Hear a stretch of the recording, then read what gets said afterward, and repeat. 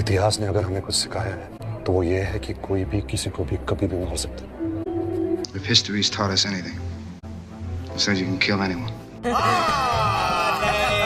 अगर आप मूवीज़ को एंटरटेनमेंट के अलावा ध्यान से देखेंगे तो आपको एक चीज़ पता चल जाएगी कि कोई भी आर्ट जो होता है वो कहीं ना कहीं से इंस्पायर होकर ज़रूर बनता है, चाहे वो मूवी हो, पेंटिंग हो, किताब हो या फिर म्यूज़िक वीडियो सॉन्ग क्यों ना हो। और ऐसे ही एनिमल गॉडफादर से इंस्पायर है, चाहे सीन हो या फिर स्टोरी हो। और ऐसे ही कबीर सिंह अर्जुन रेड्डी की रीमेक है और अर्जुन रेड्डी देवदास से इंस्पायर है। लेकिन हम इस वीडियो में कॉपी या उनके रीमेक के बारे में बात नहीं कर रहे हैं, हम वांगा के रियल इंस्पिरेशन क्वेंटिन टैरेंटिनो की बात कर रहे हैं।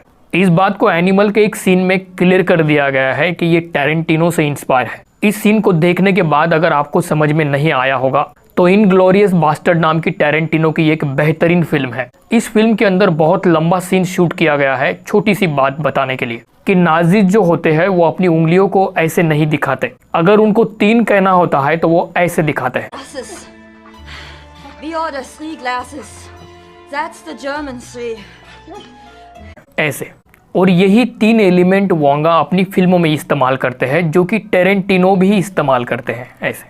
तो वीडियो को स्टार्ट करने से पहले आपको बता दूं कि अगर आपको लगता होगा कि एनिमल तो हमने देखी और हमें मज़ा नहीं आया या फिर मज़ा आया लेकिन जो अननेसेसरी सीन्स थे मूवी के अंदर वो कुछ समझ में नहीं आया, तो आपको बता दूं वांगा जैसे डायरेक्टर स्टोरी बेस्ड फिल्में नहीं लिखते हैं, वो कैरेक्टर बेस्ड फिल्में लिखते हैं।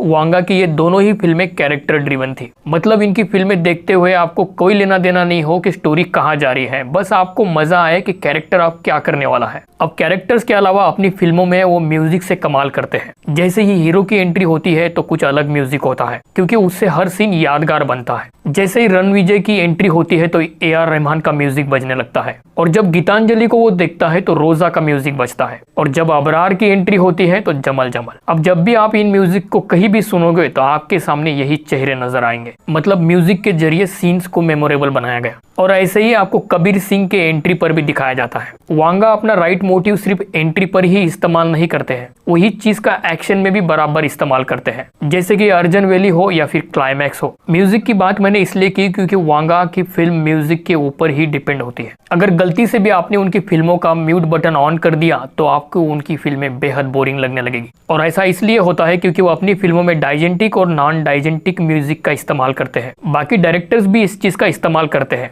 लेकिन वांगा डाइजेंटिक और नॉन डाइजेंटिक को मिक्स कर देते हैं और उसका इस्तेमाल बराबर से फिल्म में करते हैं। जैसे कि आपने यहाँ पर ये फाइट सीन देखा था तो इसमें एक मराठी म्यूजिक चलता है और एक पंजाबी म्यूजिक चलता है, और ये दोनों ही डाइजेंटिक है। और इन सीन्स को देखोगे तो आपको इसमें नॉन डाइजेंटिक म्यूजिक का इस्तेमाल देखने को मिलेगा। नॉन डाइजेंटिक म्यूजिक वो होता है जो सिर्फ ऑडियंस को सुनाई देता है, कैरेक्टर्स को नहीं। और सेम ऐसे ही आपको कबीर सिंह के ओपनिंग सीन में दिखाया जाता है नॉन डाइजेंटिक म्यूजिक लगता है, लेकिन जैसे ही रेडियो को दिखाया जाता है तो लगता है कि ये डाइजेंटिक म्यूजिक है, मतलब ये कैरेक्टर भी सुन रहे हैं और एंजॉय कर रहे हैं। साउंड और म्यूजिक की बात मैं इसलिए ज्यादा कर रहा हूँ क्योंकि ये चीज वांगा अपनी फिल्मों में ज्यादा इस्तेमाल करते हैं। जैसे कबीर सिंह का ये वाला सीन देखिए, यहाँ फाइट शुरू होने से पहले आपको रेल ट्रेन की आवाज सुनाई देगी।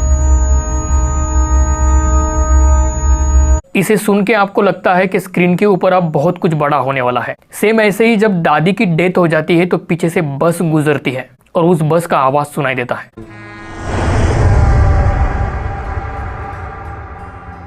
इन साउंड्स का मतलब ये होता है कि अगर डाइजेंटिक है तो कैरेक्टर का ध्यान खींचे जाना, और अगर कैरेक्टर उधर ध्यान दे रहा है तो हम अपने आप उसमें इंटरेस्ट लेंगे। लेकिन अगर डायरेक्टर चाहता है कि कैरेक्टर से पहले आप ध्यान दो स्क्रीन पे तो फिर वो नॉन डाइजेंटिक म्यूजिक का इस्तेमाल करता है। और बहुत रेयर डायरेक्टर होते हैं जो डाइजेंटिक और नॉन डाइजेंटिक म्यूजिक को मिक्स कर देते हैं, जैसे ये इंटरवल का सीन जिसमें आपको हेलीकॉप्टर की आवाज सुनाई देती है।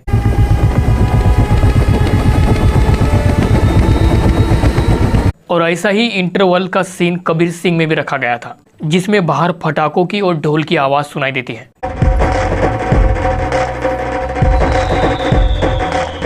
ये दोनों सीन्स अपने अपने साउंड की वजह से बहुत ज्यादा थ्रिल से भरे हुए नजर आते हैं। अभी आप यहाँ पे इन सीन्स पे म्यूट का बटन ऑन कर दो, आपको ये कैसे लगेंगे। अब वांगा की कोई भी फिल्म सिर्फ इस चीज की वजह से इंटरेस्टिंग नहीं बनती है। वांगा अपनी फिल्म में 4 चीजों को खुद संभालते हैं: डायरेक्शन, राइटिंग, स्क्रीन प्ले और एडिटिंग। और एडिटिंग सबसे ज़्यादा इंपॉर्टेंट है। एडिटिंग मैंने इसलिए कहा क्योंकि इनकी फिल्म को देखते हुए सबसे खास बात नज़र आती है ट्रांजैक्शंस में।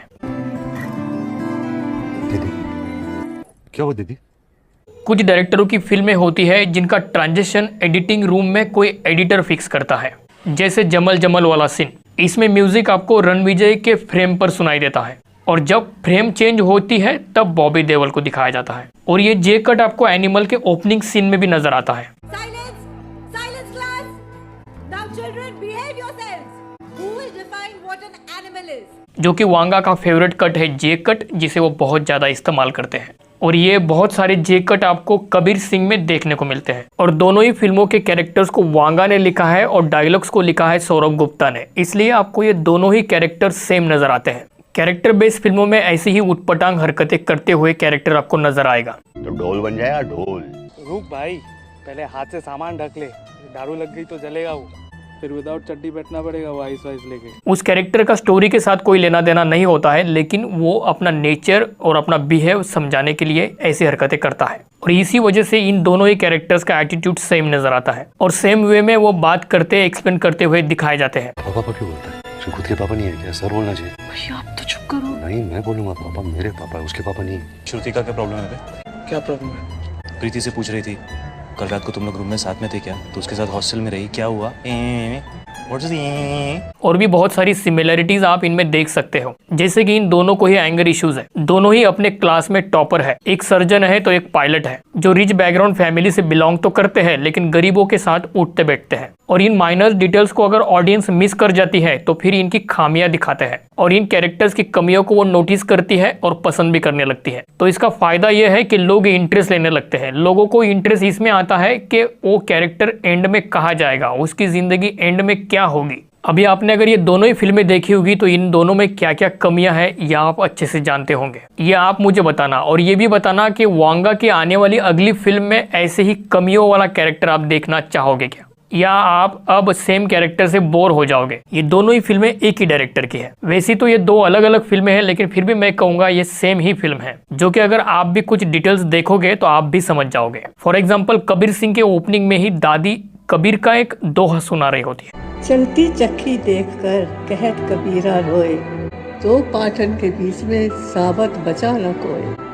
कबीर इतने साल पहले समझा गए थे कि समय की चक्की से कोई नहीं बचता।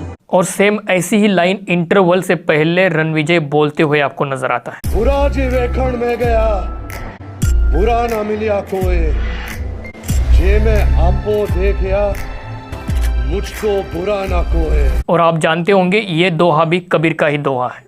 और यहाँ पर रणविजय जो नंगा घूम रहा है वो ये सिंबॉलिकली दिखाया गया है कि ये जो दिखाया जा रहा है ये जंगल है और इस जंगल में जो जानवर नंगे घूमते हैं वैसा ही ये नंगा घूम रहा है। और यहाँ पेशेंट के डिटेल में जो नाम आ रहा है वो एक्चुअल में रियल नेम है। पद्मश्री और पद्म भूषण जैसे अवार्ड प्राप्त करने वाले डॉक्टर नागेश्वरा रेड्डी का नाम है, जो कि उनका ये रियल नेम है। और एंड में जो रणविजय सिंह के हाथ में आपने ये कागज देखा था, ये वही कागज है जो बचपन में उसने अपने पिताजी के लिए लिखा था और इस कागज को उसके पिता ने आज तक संभाल के रखा है। अब बीच में जरूर कोई सीन होगा जिसे काट दिया गया है और वो हमें नहीं दिखाया गया। और एक सिमिलरिटी है टैरेंटिनो और वांगा के बीच में। 90s में जब टैरेंटिनो अपनी फिल्में बना रहे थे तो उनको भी उस वक्त बहुत ज़्यादा शौक था इंटरव्यूज़ देने का। जब उनकी शुरुआती 2-3 फिल्में आई तो वो हर जगह इंटरव्यू देते हुए नजर आते थे। फिर इसके ऊपर जोक बनने लगे कि ये बंदा हर जगह इंटरव्यू देते हुए नजर आता है, और फिर अचानक से उन्होंने अपनी इंटरव्यूज देना बंद कर दिए। और वैसे ही सेम टू सेम वांगा के केस में भी हमें देखने को मिलता है। वो अपने इंटरव्यूज में वैसे ही कंट्रोवर्शियल जवाब देने लगे, बात करने लगे जैसे टोरंटिनो उस टाइम पे देते थे जब उनके शुरू में इंटरव्यूज आते थे। और जिस तरीके से वांगा वायलेंस को अपनी फिल्मों में प्रेजेंट करते हैं और क्रिटिक्स उन्हें क्रिटिसाइज करते हैं, और सेम टू सेम वैसे ही टैरेंटिनो को क्रिटिसाइज किया गया था उनकी फिल्मों को लेकर, उनके फिल्मों के कैरेक्टर्स को लेकर।